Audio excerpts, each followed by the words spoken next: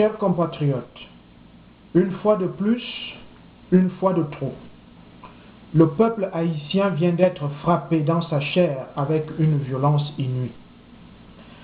Le séisme qui vient de meurtrir ce pays nous touche tous et nous attriste profondément. On peut aujourd'hui, pour reprendre une maxime bien connue, nous sommes tous haïtiens.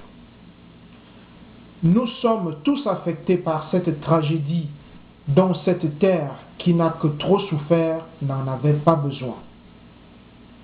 Le premier bilan donne le frisson. Les images du chaos que nous renvoie cette catastrophe ne peuvent se supporter. Au marasme économique dans lequel la population était déjà plongée, vient maintenant s'ajouter des dégâts inimaginables qui vont de la perte en vie humaine à l'effondrement même des institutions. Devant tant de peines, des populations laminées par la souffrance, l'émoi l'emporte sur la raison. Comment comprendre un tel acharnement du sort? Comment ne pas croire sans réserve à une malédiction qui tiendrait prisonnière un peuple pourtant si fier? Comment ne pas imaginer, avec Albert Camus dans son roman La Peste, en cédant au scepticisme lorsque l'on ne trouve aucune réponse à la question qu'ont fait ces milliers de victimes pour mériter un aussi triste sort. Parce que l'histoire de ce peuple dynamique nous enseigne qu'il n'a jamais plié ni face à l'oppression coloniale, ni face à l'oppression politique des différentes dictatures, ni face aux affres d'une économie qui l'a marginalisé. Nous pensons que le temps est à la solidarité active et à l'action. Faisons nôtres ces mots d'Aimé Césaire pour tenir dans cette longue corde de solidarité.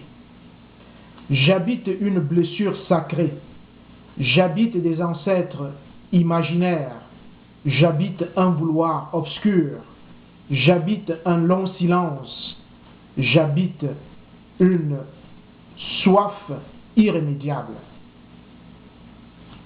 Les peuples africains, dont les Haïtiens sont les descendants, ont fait de la solidarité leur modèle d'existence.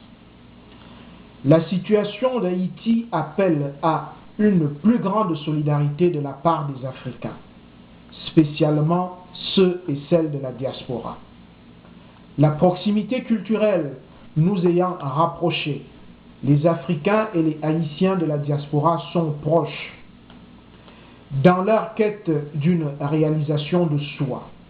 Ils partagent de nombreuses expériences quand ce n'est pas simplement une vie de couple qu'ils mènent.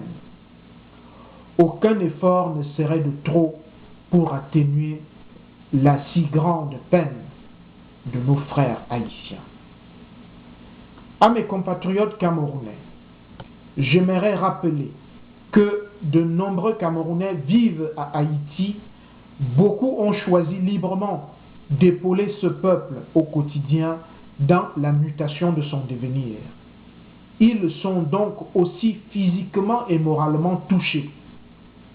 Je vous exhorte à vous associer sous toutes les formes aux efforts faits par les différentes organisations en faveur d'Haïti.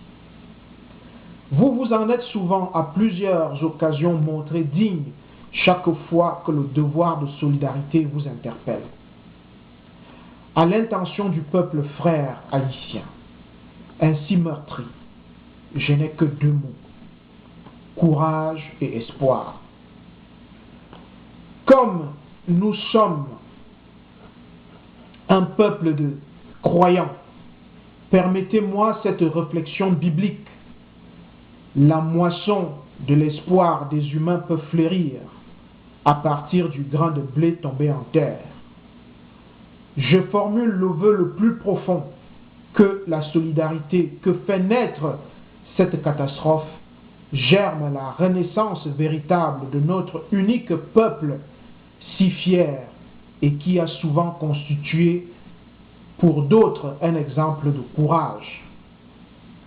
Que le phénix des ruines de nos malheurs communs naisse une vision d'espoir.